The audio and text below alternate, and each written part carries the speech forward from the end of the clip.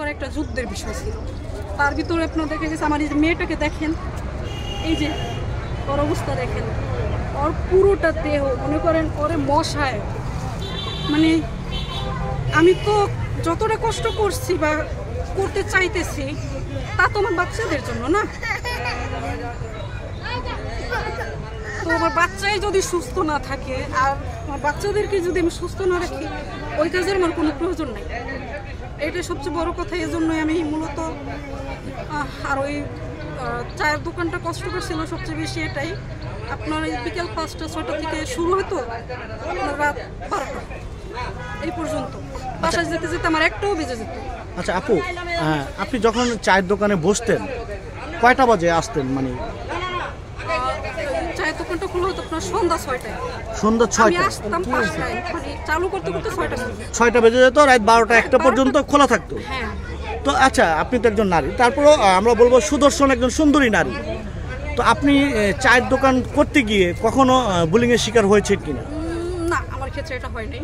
কেননা দেখেন, নিজে ঠিক সব ঠিক। ওইখানে মনে করেন যে আমি যে চায়ের দোকান করছি, আমার সাথে কেউ কখনো একটা বেশি কথা বলে নাই। আপনি নারী মানেই যে সে মানে সাধারণ, নারী মানেই যে সে একদম মানে তাকে যে যা বলবে তাই শুনতে হবে, বিষয়টা তেমন না। আমি যে ওইখানে দোকান করছি, এই যে রাত 12টা পর্যন্ত একদম গভীর রাতেই বলতে পারেন, এই যে একা বাসায় গেছি আবার আসছি, আমাকে কখনো কেউ একটা কথা বলার সাহস পায় নাই। কেননা সেই চান্স তো আমি দিইনি। আমি যদি আপনাদেরকেও চান্স দিই, আপনারা অবশ্যই আমার সাথে মূল্যায়ন করবেন। আমি তো এমন চান্স কাউকে দিইনি। আচ্ছা, তো আপনি চায়ের দোকান করে ভালোই ছিল, ভালোই যাচ্ছিল, সেই দোকানটাকে বন্ধ কেন করলেন, আবার করছেন না কেন? ওটাই ভালো যাচ্ছিল না, বললাম না। শেষমেশ আমি যখন পরিস্থিতি একদম খারাপ ছিল, তখন আমি কিন্তু চায়ের দোকানটা নিয়েছি যে কোনো না কোনো কিছু তো আমার করতে হবে। তখন আমি চায়ের দোকানটা নিয়েছিলাম যে হয়তো বা মেয়ে মানুষের চায়ের দোকান দিলে ভালো চলবে বা আমি ভালো আর্ন করতে পারবো। আসলে তেমনটা হয় নাই। কারণ কি, আমি তো ওই দোকানটা নিজে দিয়ে দেই নাই, দোকানটা কিন্তু ভাড়া ছিল।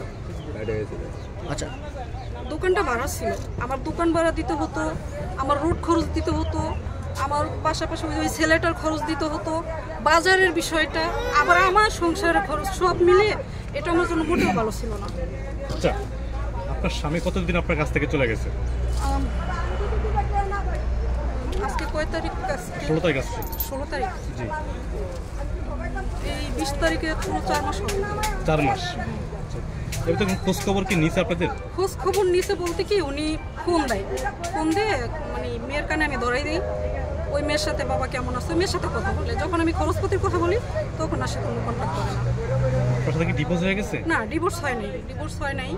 আর এই বিষয় নিয়ে এখন ওনার সাথে আমি কথাও বলি নাই। এই বিষয় নিয়ে যদি আমি কোনো কথা বলি, মেসেঞ্জারে আমি, হোয়াটসঅ্যাপে আমি অনেক বলি, কিন্তু উনি এটাকে ইগনোর করেন। এই বিষয় নিয়ে উনি কিছুই বলতে চায় না। তখন আমি ওনাকে নিজে থেকেই বলি যে এইভাবে তো ঝুলা থাকার থেকে যদি সংসার নাই করেন, সেপারেশন হয়ে যাওয়াটা সবচেয়ে বেটার না? নাহলে খরচ দেয় না আমাদের। আমি অন্তত নিজে কাজ করে হয়তো নিজেরটা জোগাড় করবো, বাট এই যে 2টা বাচ্চা, এই যে মেয়ের যে পিছনে যে খরচ, আমি তো পারতেছি না। আমার বাসা ভাড়া নিয়ে সব কিছু নিয়ে আমার দ্বারা সম্ভব হচ্ছে না। তো আপনার স্বামী মানে বিয়ে যখন করছে আপনি জানতে পারেন না, আপনাকে মানে জানা ছাড়া বিয়ে করছে সে? হ্যাঁ। কত বছর আগে বিয়ে করছে সে? বিয়ে করছে 2 বছরের মতো হবে, কারণ তার মেয়ের বয়স 1 বছর 2-1 মাস। আচ্ছা, প্রথম আপনি জানতে পারেন নাই? না, আমি কিভাবে জানি? আমি তো মনে করেন ওই মেয়ে যে বিয়ের পরেও আমার বাসায় আসছে, ওই যে কলিগ হিসেবে আসতো, জাস্ট কলিগ, আমার বাসায় সে আসতেই পারে এই হিসাবে আসতো। এখানে চার দোকান যে আপনি করতেন, এই চার দোকানটা কমাস করছেন আপনি? চার দোকানটা তো আপনার 1 মাসের মতো হবে। 1 মাসের তো আপনি এখানে কি বুঝতে পারছেন? আপনাকে কোনো কেউ খারাপ প্রস্তাব দিয়েছে কিনা, কোনো খারাপভাবে ইংলিশভাবে কথা কইছে কিনা, আপনি জানতে পারছেন কিছু? খারাপ প্রস্তাব দেয় নাই, এটা কখনোই হয় নাই। বাট অনেকে বলতো যে আপু আপনি আপনাকে বলেন আপনি একজন মানে দেখতে মানে আপনারা যা বলতো আপনাকে আমাদেরকে বলেন, আপু আপনি একজন সুন্দরী মেয়ে, স্মার্ট অনেক, আপনি চায়ের দোকানটা করতেছেন, তো কেন আপু, মানে ওদের ভিতরেও কৌতূহল কাজ করে। তখন আমি বলতাম যে কি করব, বসে থাকার চেয়ে, মানে সবার কাছে তো দুর্বলতাটা প্রকাশ করাটা আমি তখন আমার কাছে সঠিক মনে হতো না। কিন্তু দেখা গেছে কি আপনার এই যে একটা আপু ভিডিও করছিল, উনি হয়তো আমাকে নিয়ে উনি আমাকে অনেক ফলো করেন, ওই আপুটা মানে মেয়ে তো উনি বুঝতে পারতো আমার মনের বিষয়টা হয়তো বা। তো একদিন ওনার সাথে আমি মানে সব খুলে বললাম, মিতু আপু সব খুলে বললাম, বলার পর উনি কান্না করে দিচ্ছে। যদিও এত সহজ আমার কান্না আসে না, কেন আমি অনেক কান্না করছি, আমার এখন আর কান্না আসে না। কিন্তু সর্বশেষ এটাই আমি বলি যে যারা এই যে আমার ভিডিওটা যে ভাইরাল হয়েছে, অনেকে ভাবতেছে যে আমি একদম মানে আমার টাকা রাখার জায়গায় পাইতেছি। বিষয়টা মোটেও এমন না ভাইয়া, মিলিয়ন মিলিয়ন ভিউয়ার্স দেখছেন, পুরো বিশ্ব ভাইরাল হয়ে গেছে। আমি জানিও না যে এটা এমন ভাইরাল হয়ে যাবে। আর দ্বিতীয় কথা হচ্ছে আমি কোনো রকম আর্থিক হেল্প পাই নাই। কোনো রকম বলতে আমি আর্থিক হেল্প কোনো রকমই পাই না। যত ভিডিওটা মূলত করাই ছিল, ওরা আমাকে বলছিল যে আপনি এত কষ্ট করার চেয়ে যদি কিছু নিজের দোকানটা নিজে দেওয়ার মতো একটা হেল্প আপনি পান, তবুও তো আপনার জন্য বেটার হবে। তখন আমার কাছে ওই জিনিসটা সঠিক মনে হয়েছিল যে আচ্ছা, ভিডিওটা ভাইরাল হওয়ার পর আপনার হাজবেন্ড কি দেখছে সেই ভিডিওটা? হ্যাঁ, অবশ্যই দেখছে। উনি কি ফোন করছিল আপনাকে? হ্যাঁ, আমাকে ফোন করছিল। উনি কি বলছিল? ফোন করে মানে কিছুই বলে না, মানে একটা কান্না কণ্ঠ, শুধু এতটুকুই বলছে যে সব কিছুর জন্য আমি দায়ী, আর কিছুই বলে নাই। মানে কান্না করে অনেক ভিডিও মানে ফোন কেটে দিচ্ছে। তার মানে আপনার স্বামী কি নাকি উনি সুখে নাই? সাংবাদিকরা আপনাকে প্রশ্ন করছে, সাংবাদিকদের কাছে থেকে গেছেন দেখে কি উনি ইমোশনাল ব্ল্যাকমেল করতে চাইছে এই কান্নাকাটি করে? মনে হয় মানে না, নরম আসলে ভাব কি- দেখাইছে? না, নরম ভাব না। আসলে কি ভাইয়া, আমি জানি আপনারও বাবা হয়েছেন, সেও বাবা। এখন সে ভুল মানুষে করে, সে বিয়ে করছে, তার ঘরে একটা সন্তান আছে, ওরাও তার সন্তান। হয়তো বা মেয়ের জন্য ও দেখছে যে মেয়েটা কত কষ্টের, যেহেতু ভিডিও তুলে ধরা হয়েছে বিষয়টা, তো ওনার হয়তো বা মেয়ের জন্য খারাপ লাগছে, এই জন্য কান্না করছে। বা আমি এত কষ্ট করতেছি, সংসার তো করছি, তাই না? আমাদের তো সংসার ছিল। আচ্ছা, একসাথে কতদিন সংসার করেছি? অনেক বছর। আর আমার ছেলের বয়সই তো 12 বছর। তার মানে 13-14 বছর। হ্যাঁ, এমন। আচ্ছা, আপনি কি আবার যাবেন যদি আপনার স্বামী আপনাকে নেয়?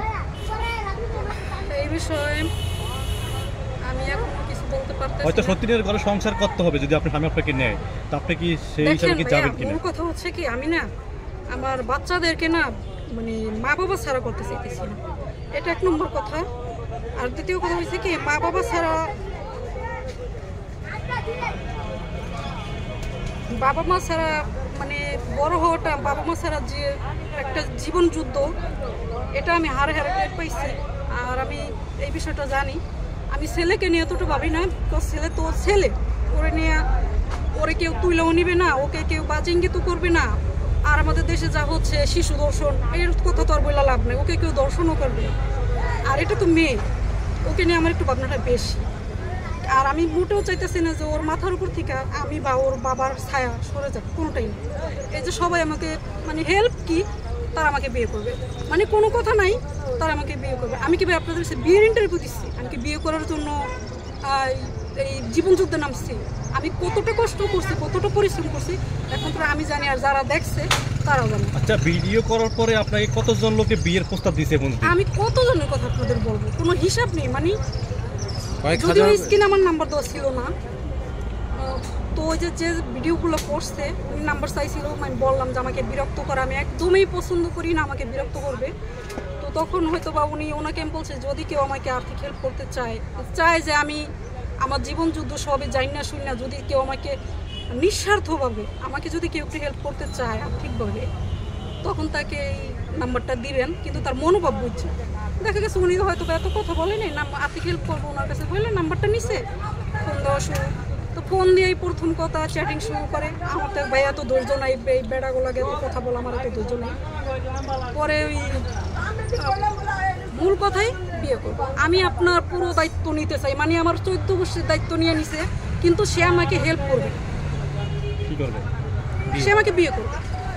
আর নয়তো বা বেশিরভাগটাই আমি আগে প্রবাসীদের সাপোর্ট করতাম, ভালো ওরা কিন্তু অনেক কষ্ট করে, ওরা কিন্তু আমাদের দেশে যদি এমন হয়তো অনেক ভিডিওই হয়, আর ওরা আসলে একটা অবিশ্বাসের কথাও, ওরা কিন্তু দেখা গেছে আপনার এই অনেকের কাছে এমন ঠকছে, এমন মিথ্যা কথা বলে অনেকে হয়তো ওদের কাছ থেকে টাকা পয়সা খাইছে, এই জন্য ওরা আমাকেও কিন্তু মানে ভাবতেছে, আমাকে ওরা যখন হেল্প করবে ওরা কিন্তু এই বিষয়টাই তুলে ধরে যে আমি ঠকছি।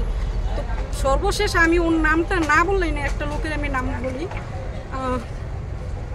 সৌদি প্রবাসী, হ্যাঁ সুরাত, ওর নাম হবে সুরাত। তো ও আমাকে কোনো প্রথম মানে এমনভাবে আমাকে সালাম দিছে আর এমন ব্যবহার আমার সাথে করছে, আমি ওর কাছ থেকে এমন কিছুই আশা করিনি। ও আমাকে হেল্প করবে, ভালো কথা।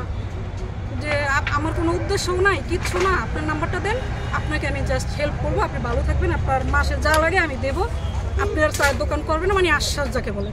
তো উনি আমাকে 2000 টাকা পাঠাইছে, 2000 টাকা উনি আমাকে পাঠাইছে। বলছে আমি এখন আমার কাছে নাই, 2000 টাকা আপু পাঠাইলাম, আপনাকে আমি 2 দিন পরে 5000 টাকা দেবো। তো 2 দিন পরে উনি নিজেই আমাকে ফোন দিচ্ছে যে আপনাকে আমি 5000 না, আপনাকে আমি 10,000 টাকা দেবো, আপনি আমাকে একটা পিক দিবেন। তো একটা পিকই তো চাইছে, বাট আমি বুঝতে পারিনি উনি কেমন পিক চাইছে। তো যখন উনি আমাকে, আপনারা বুঝতেই পারছেন উনি আমার কাছে কেমন পিক চাইছে, তো তখন ওনাকে আমি বললাম যে আপনাকে আমি তুলে ধরবো, আপনার নাম সহ আপনার এই পুরো মানে মেসেজগুলো আমি তুলে ধরবো। কেননা এমন আমার সাথে, আমি ওই ধরনের মেয়ে না। আমি যদি ওই ধরনের মেয়ে হইতাম তাহলে আমি এই রাস্তায় নাইমা, সোশ্যাল মিডিয়া, চায়ের দোকানে ওই কামলা দেওয়া, এগুলো কিন্তু আমি কিছুই করতাম না। আমি সৎ পথে থাইকা আমার বাচ্চাদের ভালো রাখার জন্য সৎ পথে থাইকা যদি আমার রাস্তাও ঝাড়ু দেওয়া লাগে আমি তাই দেবো। যদি কোনো ব্যক্তি বা কেউ যদি আমাকে অসৎ উদ্দেশ্য নিয়ে আমাকে মানে মনে করেন লাখ টাকার লোভ দেখাইয়া আমার কুমন্তব্য মানে কুপ্রস্তাব দিবেন, ওইটা একদমই ভুল হবে। মানে দেখা গেছে আপনি আমার সাথে 2-4 মিনিট কথা বলবো, ওইটাই আপনার লস। কেননা আপনি যদি আমাকে কোটি টাকাও দেন লাভ নেই, আমি অসৎ পথে যাবো না। একটা কথাই আমাদের গ্রামে মুরব্বীরা বলে, মা যা করে মেয়ে কিন্তু তাই করে। অতএব আমি চাই না আমার কোনো এমন ফেস আমার বাচ্চারা দেখো যেটা ওদের আগামীতে ওদের জন্য একটা পেশা হয়ে দাঁড়াবে, ওরা লজ্জা পাবে। আমি এখন আমার সাথে যে পরিস্থিতিটা ঘটতেছে, আল্লাহ ওদেরকে বাঁচিয়ে রাখুক, হয়তো ওরা দেখবে কোনোদিন যে আমার মা কত কষ্ট আমাদের নিয়ে করছে, আমি আরও কষ্ট করব, আমার কোনো সমস্যা নেই। বাট আমাকে যেন কেউ কোনোভাবে কোনো খারাপ ইঙ্গিত, খারাপ প্রস্তাব, হেল্প না করুক। ভাইয়া হেল্প তো বড় বিষয়, হেল্প না করুক, দোয়া করতে পারেন। দোয়া যদি না করতে পারে, আপনারা বিষয়টা ইগনোর করেন, আমাকে খারাপ মন্তব্য কেন করতে হবে? আমি কি চুরি করছি ভাইয়া? আমি কি চুরি করছি? আমি খারাপ কাজ করছি? আমি চা বিক্রি করছি, আমি কিন্তু দেহ বিক্রি করিনি। আপু আপনি একটু পিছনে আমরা যাচ্ছি, আপনি বলছিলেন যে আপনার